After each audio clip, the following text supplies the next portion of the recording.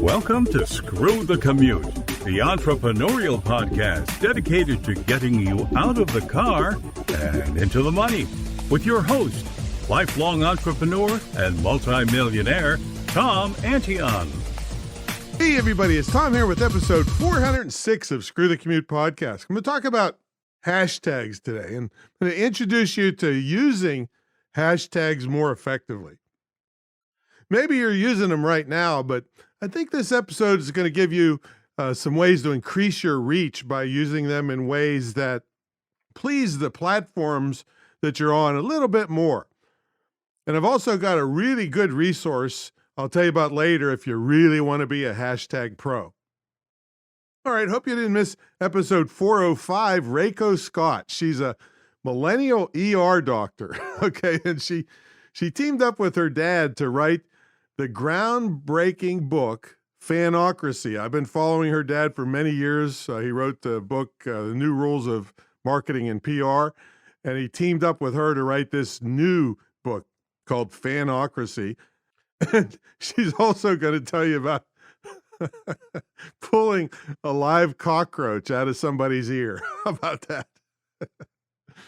So how would you like to hear your own voice here on Screw the Commute? Well, if the show has helped you out at all in your business or given you ideas to help you start a business, we want to hear about it. Visit screwthecommute.com, look for a little blue sidebar that says send a voicemail, click on it, talk into your phone or computer, and put your website on there so you get a big shout out on a future episode of Screw the Commute.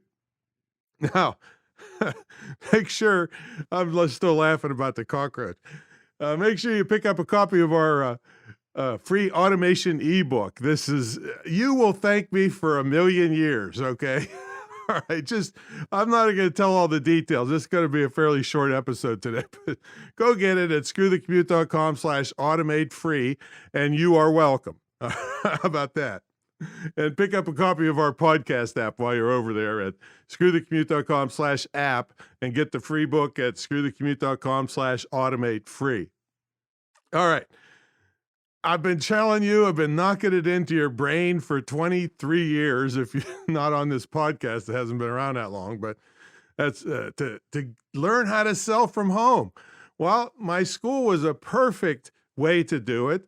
I have a mentor program that I'll tell you about later, but the school is something that's, we've got students making money within a couple months of starting the school, where when you're in a 4-year college, you go 4 years, you're not making any money.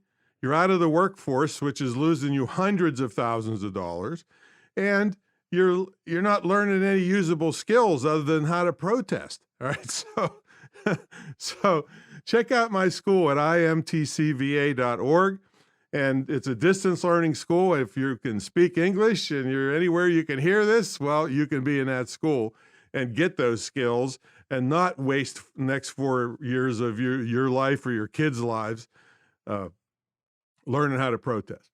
All right, let's get to the main event. Let's talk about hashtags. Boy, you can use these things just about everywhere now, including Facebook, Twitter, Instagram, YouTube, which Mark, my video guy, showed you on a previous episode, LinkedIn, and Pinterest, and probably a bunch of other places too. So let's talk about why you should use them. Well, it helps you target an audience and helps them find you. See, at least on Instagram and LinkedIn, people can actually follow hashtags, not follow people. And what that means is they see stuff that falls under that particular hashtag, even if they aren't following a person that's using that hashtag. Well, what's that mean to you? Well, let's say you were using brownies as a hashtag on one of your Instagram posts. Well, someone who follows the hashtag brownies may have never heard of you, never heard of the way you make brownies, doesn't follow you. You don't exist on earth to them. Other than the fact, then if they are looking for brownies or they're following a hashtag with brownies, your post about brownies can show up in their feed and when they look for stuff. So this means they can start following you and never heard of you at all because they're interested in your topic. So that's one reason why you would use hashtags. And of course, if more of those people see you, that's going to, and first of all of this is predicated on the fact that you do quality posts, okay? So if you're doing quality posts about brownies and this person trips on you, they say, oh, wow, I love this site about brownies. I'm going to follow them. So that increases your followers. And if you make really good posts, it's going to increase your engagement. They're going to like your pictures and share stuff and make comments, which is what you want, because the more of that engagement you get, the more people, I can't think of any of these that don't do this. The more engagement you get, the more people, even your followers, only see a percentage of your stuff if they don't engage. See, so the more engagement you get, it shows your stuff to more people. And on some of the platforms, it can put you into like the general group of people and raise you up higher when somebody's following a hashtag. Now, you can also have branded hashtags. Now, if you're just a beginner and don't have much of a brand or following or email list, it might not do you much good in the short run. But you can make up a hashtag on anything. It's just that nobody's going to be searching for it. So, like in my case, I could make up a hashtag, screw the commute, and probably email it to my big email list and get some traction going. I mean, that's not millions and millions of people, but it could grow, because screw the commute's pretty obvious what that means, right? So I could maybe do that, but that's one way that you can have your brand out there. And it doesn't hurt you to do it. It's just how much it'll help you if you're just brand new is probably not much. Another thing hashtags can do is tie you to showing your support for social issues.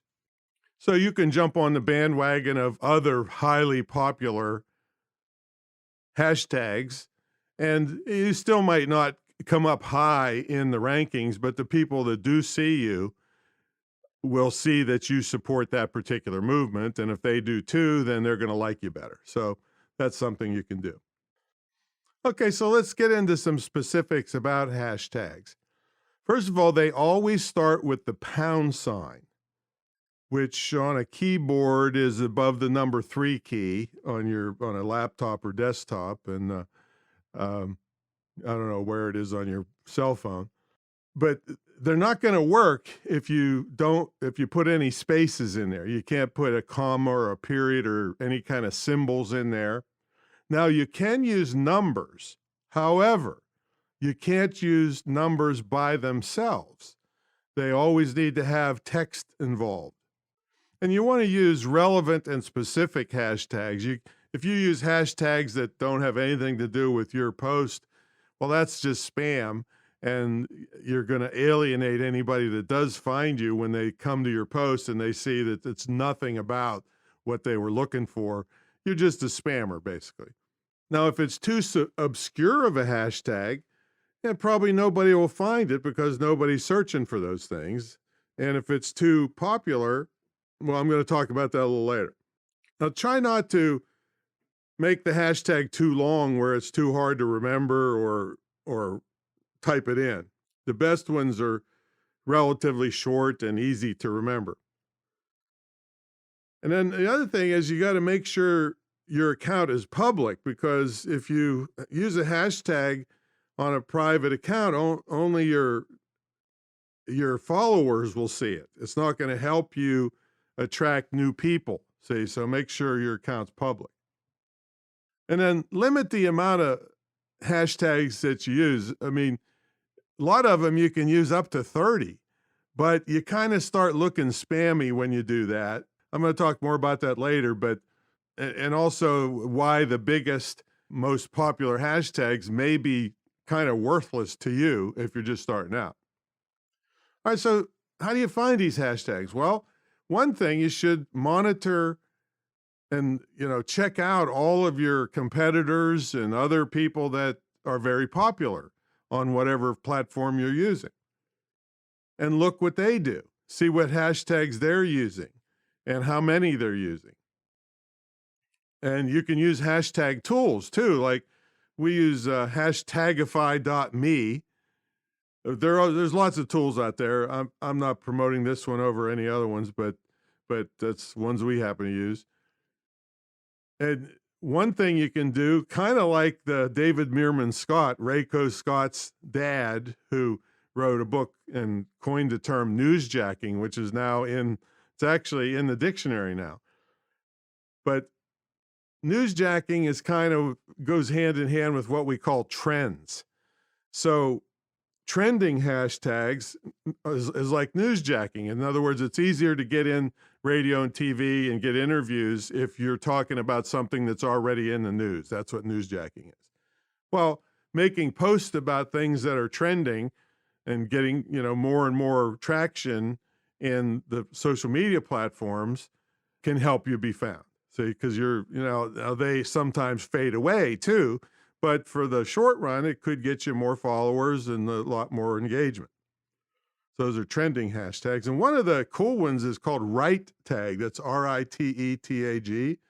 It'll look at your caption, and you can even put the photo up that you're going to use in your thing, and it'll generate trending hashtag suggestions based on what your content is. That's pretty cool.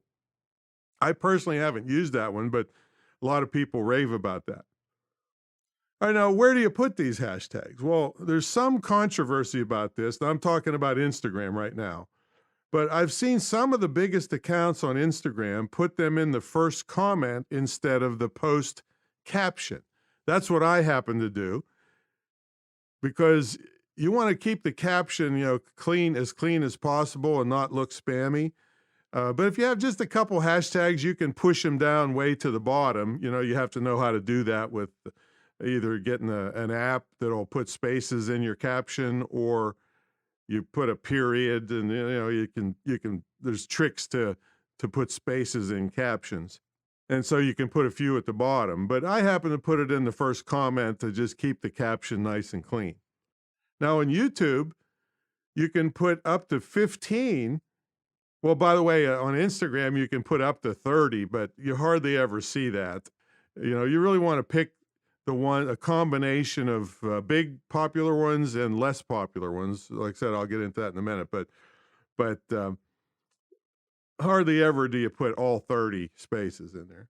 Now, in YouTube, you can put up to 15 in your video description, but only the first 3 are going to show up above the title of your video. So make sure if you're putting them in your description, the first 3 are the most important ones you want to use. That's on YouTube. And I've mentioned this a couple times. It's not good to use the most popular ones if you're not that popular. On the other platforms, you can just look at what other popular people and competitors are doing and do what they're doing. Now, how many hashtags you want to use? Well, what I'm going to tell you now is what's considered optimum, but the range can be much bigger. On Facebook, 1 or 2, Twitter, 1 or 2, Instagram, like I said, you can go up to 30, but anywhere from 5 to 10 or 12 or so is optimum. Some people say only 1 or 2. So you just have to test. It's not something that there's an exact number on these. YouTube, up to 15, but 2 or 3 above your title is good. LinkedIn, 1 or 2. Pinterest, anywhere from 2 to 5. And like I said, these are very general rules of thumb, because you have to test and see what's working best with your stuff on that platform with your audience. All right, now I'm finally going to get to shouldn't you use the most popular ones? Well, no, you shouldn't if you aren't that popular yet. Actually, you should use a mix of highly popular hashtags and less popular ones. Well, why? See, because the most popular hashtags, literally could have 500 million posts. And the most popular people are going to be at the top of the results when someone searches for that hashtag. And you'll probably have millions of people in front of you. In other words, your post is going to be buried and it's never going to be seen. So here's a little rule of thumb if you're starting out, and if you have less than 1,000 followers, and I'm mostly talking about Instagram here, but the same idea kind of applies everywhere. If you have less than 1,000 followers, use hashtags with 5,000 to 150,000 posts on them. Like in Instagram, you see right there how many posts for each hashtag that you check out. It'll even give you other suggestions. So that gives you a greater chance to be seen because there's not millions of people in front of you. I actually use hashtags even way smaller than 5,000 to try to get some traction on new accounts. Because let's say if there's 100 posts or less, yeah, you don't have as many people, but somebody is liable to see you. All right. Where if you're 500 million hashtag, nobody's ever going to see you, see? Until you get millions of followers. So don't try to shoot for the moon, but it doesn't hurt to throw a popular one in as part of your hashtag. So you get the low-hanging fruit, and then you take like a lottery ticket that maybe you'll get seen by some of those millions. That's okay. So get familiar with hashtags and start using them regularly. And just by themselves, they're going to increase your followers over time without you spending any money. And I'm all for paid ads, and we have plenty of information on that, and I'm going to do that too. But there's no sense in spending money and ignoring the free stuff that could really help you, and that's what hashtags are. Now, I've got a couple in-depth articles in the show notes from Hootsuite's blog on how to use hashtags, and then specifically Instagram hashtags, very in-depth articles. So if you really want to be a hashtag pro, you can check those out. And if you want to be a pro overall on internet marketing, check out my mentor program. Hey, it gets you a free scholarship to my school, which you can gift to somebody else. It's the most valuable, most successful, most unique program ever on the field of internet marketing for small business and digital marketing. So check it out at greatinternetmarketingtraining.com, greatinternetmarketingtraining.com. Give me a call. Be glad to talk about your future online, and maybe you've got a young person in your life or more than one that you don't want to see them suffering under deep debt and having no skills 4 years from now. So we can talk about a scholarship for them also to the school. And also they won't come home and live in your basement because they'll have their own money. How about that? All right. We'll catch you all in the next episode.